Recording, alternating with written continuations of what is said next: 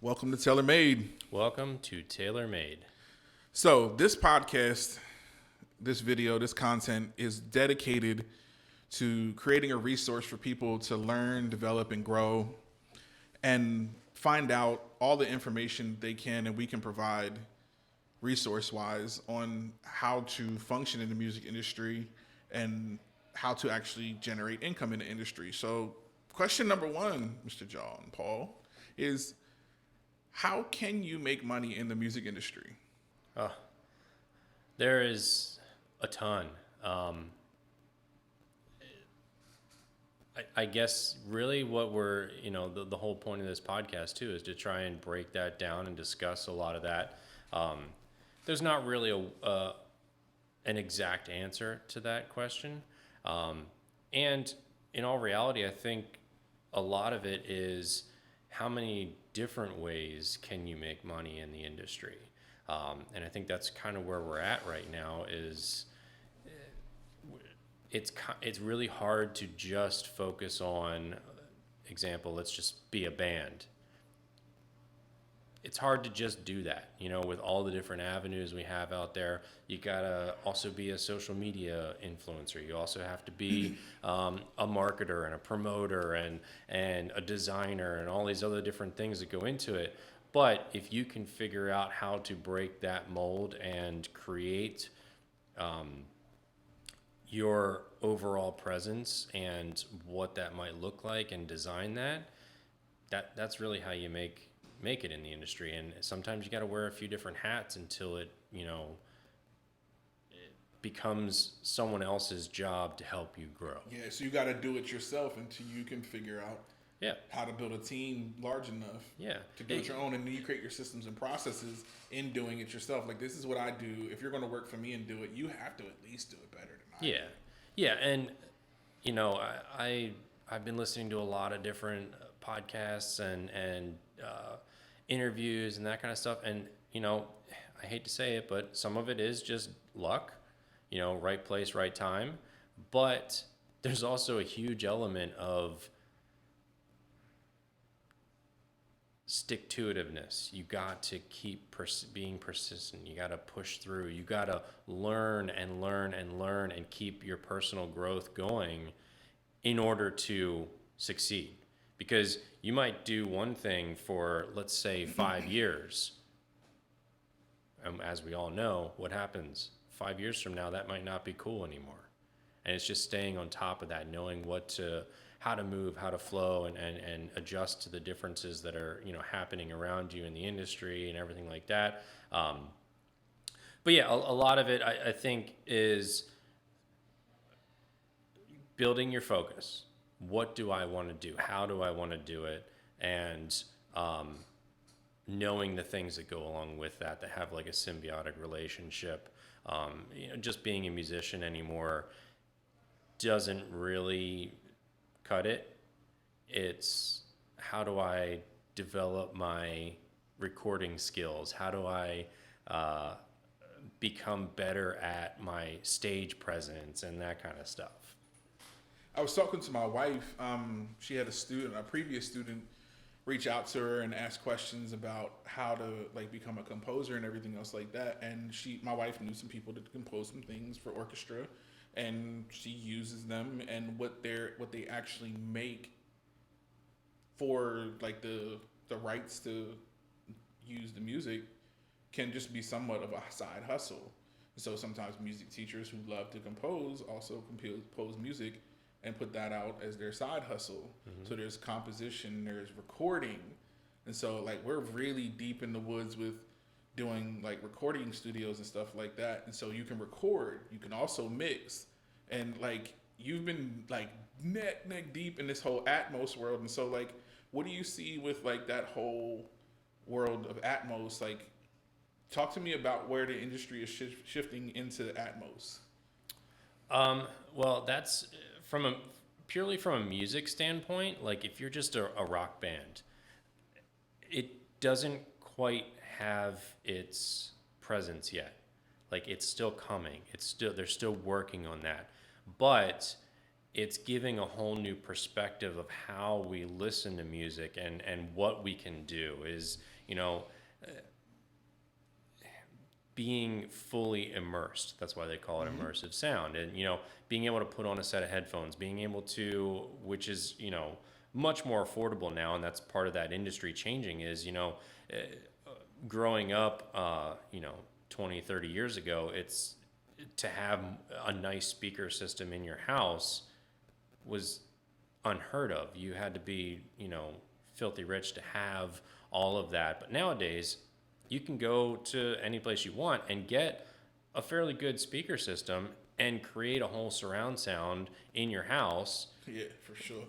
for almost nothing, and you can have like the theater experience for a very affordable price. So basically what I'm getting at is like I feel like with immersive, it's huge in the gaming industry and in the potential for like remote concerts and film and all that kind of stuff.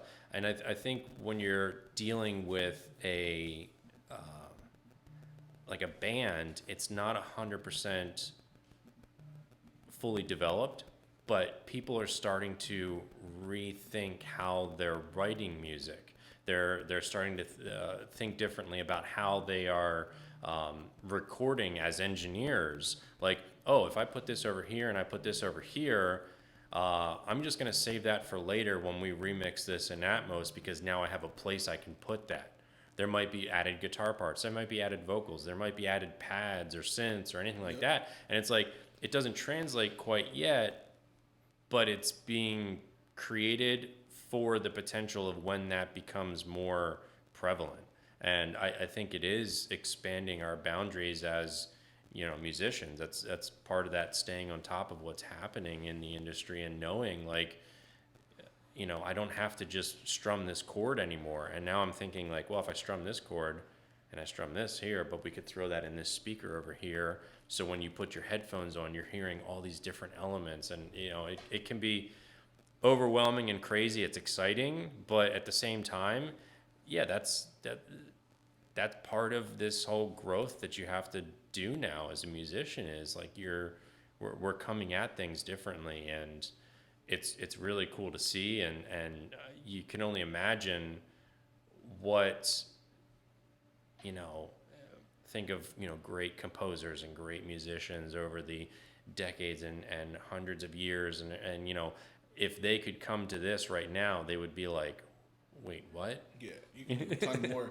So like I think of the whole Atmos world, like almost when you're processing, creating your work of art, you have to think of it in a manner of thinking like I could end up one day having a Vegas residency. And while saying that, I think it would be really dope. Like we have Mickey's Black Box right here on campus to see somebody actually record a project that would feel theatrical in there. They could do immersive sound in Mickey's for a production, and then with this whole advent of the Apple Vision headset, it's goofy expensive, but I gotta get one. Yeah. What you could create for experientially with that Yeah. is like that we're going that direction. So Yeah. that's the opening offer is like, oh, we have a $3,600 headset with virtual reality and everything. You can create this crazy. I'm curious to what you can actually create with it on. You know, from a listening and a viewing capture with it on. Well, we might even end up start mixing like that too. You now have a virtual space where you can grab the drums and move it here and do that. And like, there was a book that I read that was like that, where the guy, he basically illustrated it in book format of like mixing in spaces or shapes and colors, and you can physically grab this bubble and move it here and move it there. And now it's like that book might actually be put into action with those types of like goggles and I mean, we're kind of already doing it with, you know, some of the Atmos, like the plugins and stuff like that. Like you can literally just grab different things and put them in different spaces in a room. 1,000%, yep. But yeah, that all boils down to like what is coming with the metaverse and all virtual reality, and that's a lot of the fun things about this is like we haven't even grasped the idea yet, and we're kind of getting there of like you go to a concert, but you were telling me about Beyonce's concert where there's a VIP area that's immersive. But now think about the millions of people that can attend your concert worldwide by simply putting on a set of goggles and hearing it like they're there. Yeah, Now, what they're doing with the crowd miking is freaking phenomenal. Like being able to have every different space on the whole tour from Europe to the U.S. And a different experience. I remember when Linkin Park used to do their like bootleg of every city that they did. Like after the show, you go, you pay $75 or whatever it was, and then the engineer Pooch would mix it down and throw it out, and they paid for it, and you'd get a digital download of it later. Those kinds of things, where it's like, oh wow, if she would do something like that, or if she would do a live recording of a mixture of all of her different places. I think there was an artist, a Christian artist, Kim Walker Smith, that she recorded every city that she did on a tour during the pandemic. I think it was the pandemic, and then released different cities, and so you would be in parentheses at the end of the song where it was captured from. That was sick. And so thinking about it from that perspective and how you can capture and you get different vibe and pull it all together. yeah, I mean that's what people want is they want an experience. So we all have our favorite bands, we all have our favorite records and that kind of stuff. And when you put it on, it's like nostalgia overload. You're just like, oh, it takes me to XYZ, and it's amazing. But as humans, we always crave more. So I love this band and I want to hear their performance from here. And typically the only way you could get that is if they were to release it, you know, on some sort of streaming service, or you would buy a DVD or something like that.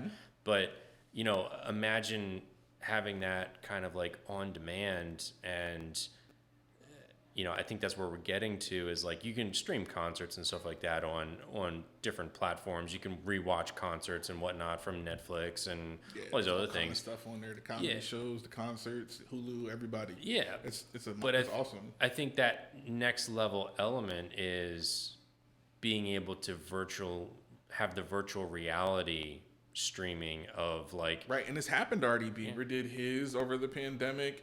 I think the other artist might have been Travis Scott did one where they were like an avatar of themselves in a futuristic world, but it was live, which was bananas. Yeah. There's the one show, I can't remember what it's called, like Dance Monsters or something like that, where how they put it together, you wear the green suit with the little balls on it and everything, and you do your dance moves, and then this little character recreates it in a live. And so there's real dancers on the stage, and then the judges are seeing a screen of what the audience at home would see, and then the audience at home sees that as well. But then there's the real dancers, and they juxtapose this avatar virtual character in there. I think will.i.am did something like that too, where there were like singers, and you'd be backstage singing, and there would be this virtual creature, this AR creature. It's bananas, the possibilities of where we're going with it all. So we've tapped on a bunch of that stuff.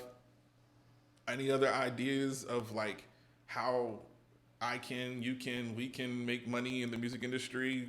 Well, I think that's what we were touching on there is we said music teachers, but just orchestra directors, composers. Just that whole could open a music store. Yeah, that whole conversation is like I think we're in the process of continually creating more opportunities too. Because think about it now. Some go away, some come. Yeah, like if you're going out on tour.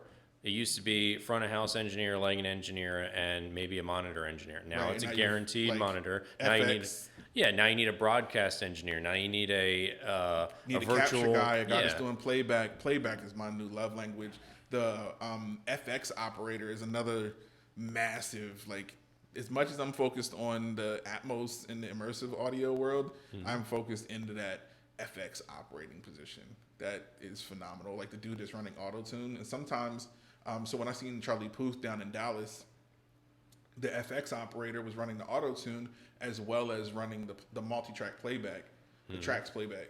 And I was like, okay, that's a way to get it out there. But they're like, Beyonce has just an FX operator. This dude named Tanner Kinney, and he's out there running just her vocal effects for her mic, and that goes to the engineers, and it's dope. Yeah, and I think that's Cool where that's kind of what we've, you know, developed and grown and got to a point of is like, you know, when you go out on tour, 60s, 70s, 80s, you know, it's small villages that carry everything. Well, now it's like small cities that they have to fully set up, Right.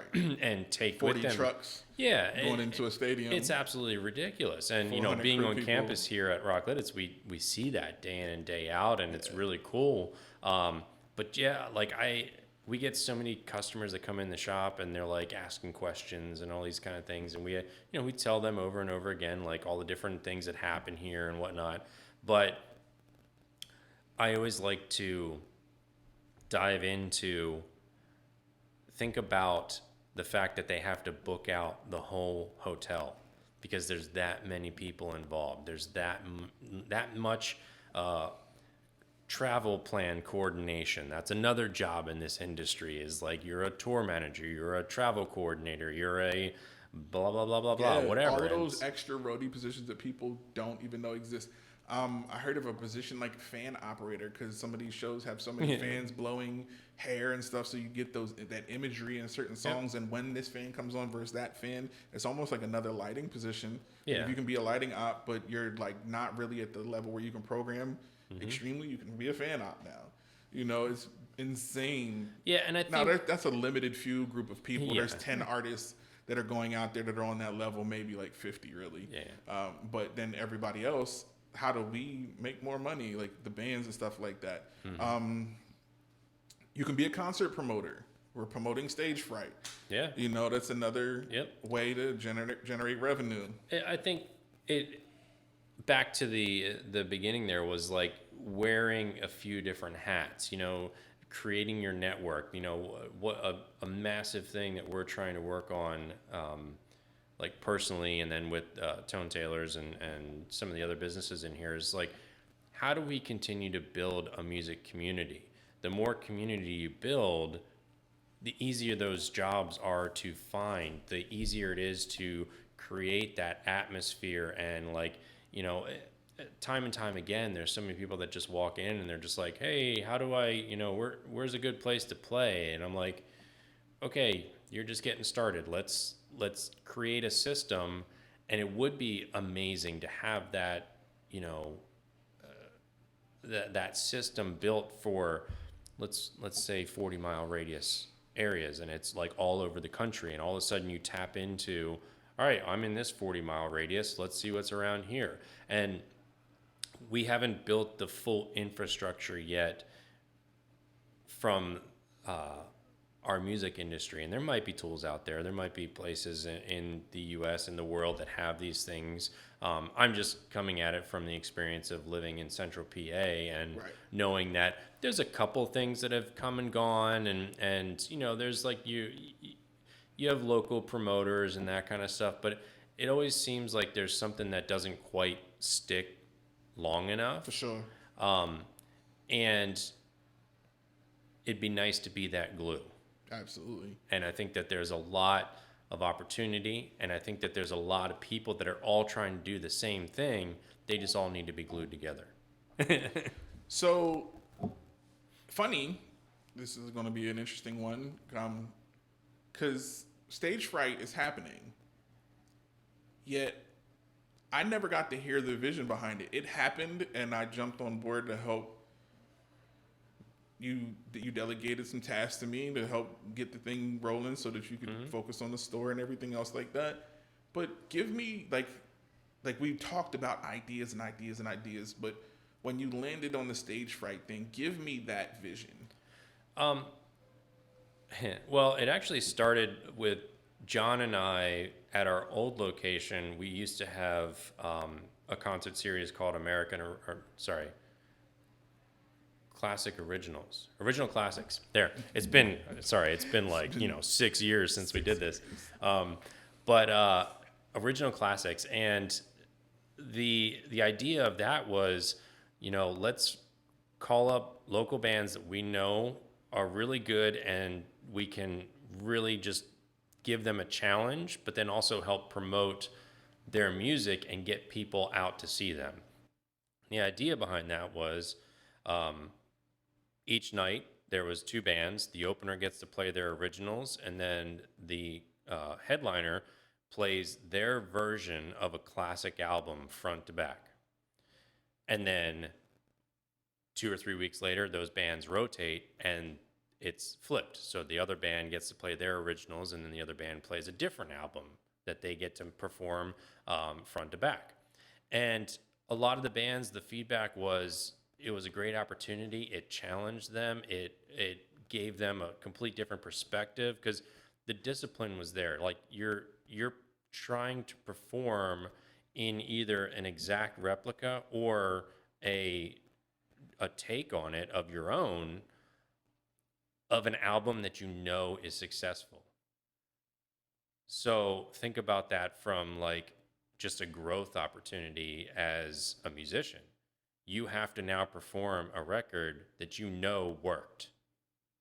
That's a big challenge. Yes, you're performing someone else's music, but now you put that back into your stuff and you're like, oh wow, okay, when I learned this when I did this. It's like going to school almost, and like, all right, I'm taking this as a reference, and oh, okay, I see what they did there with these scales and these modes and all this kind of stuff and blah blah blah.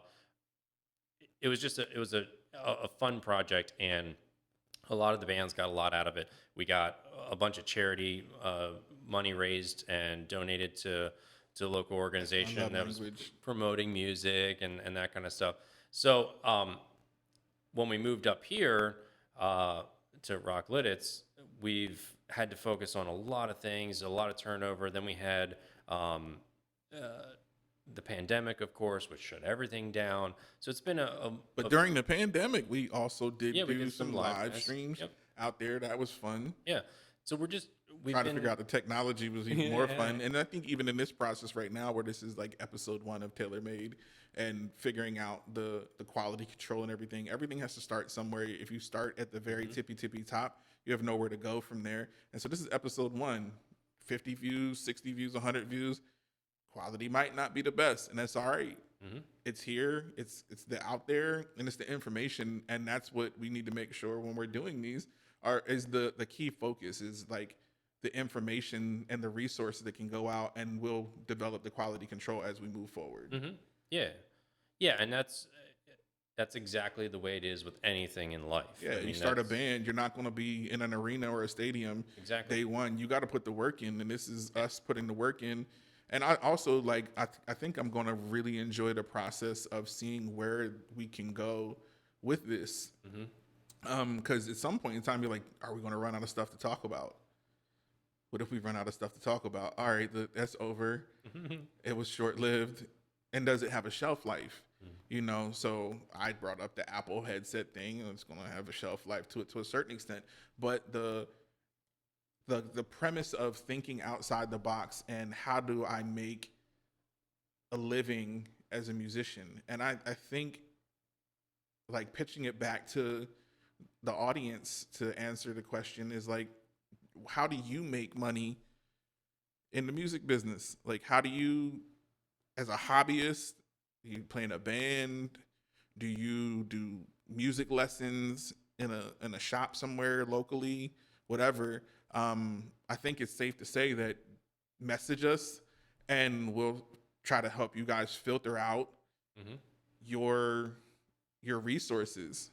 It's not about just us and look at what we're doing. We're like Stage Fright is about the community. We did Long's Park a couple years ago or last year. I can't remember which year it was. We did the thing over in Belmont, and we're really trying to push out. We're here for the community. And it's funny, like when people walk into the store for the first time and like, I didn't even know this is here. And you're like, where do you live? Like a block away. And it's not really that's drastic. But when people are just finding out about it, because we've been focusing on getting the most quality product in the building and doing things in the community and not on pushing out, hey, look at us, we're here, we're here. And this is the whole goal, is like, we're here for you. Switch to my camera. We're here for you. We need you to understand that. And we're looking forward to building relationships and helping people actually accomplish their goals in the music industry. So as we close, reach out, hit us up, DM us, drop a comment, we'll respond. We'll figure out how to make it all work together. You can find us because you found us here. So as we close, we're looking forward to getting some other people on this podcast, but this is pilot. This is pilot episode number 1. We're going to do pilot episode number 2. And how we're going to do that is we're going to actually do that from home so that you don't get used to the location of where things are. We're going to switch it up on you, because every person that we get the chance to talk to might not be local and here at Rock Lit. So we got to figure out how to make this whole thing work, and it's going to be a fun process. So I hope that you tag along with this. So click the subscribe button. Thanks. Say thanks again with you on the camera. Thanks. Enjoy. Sweet.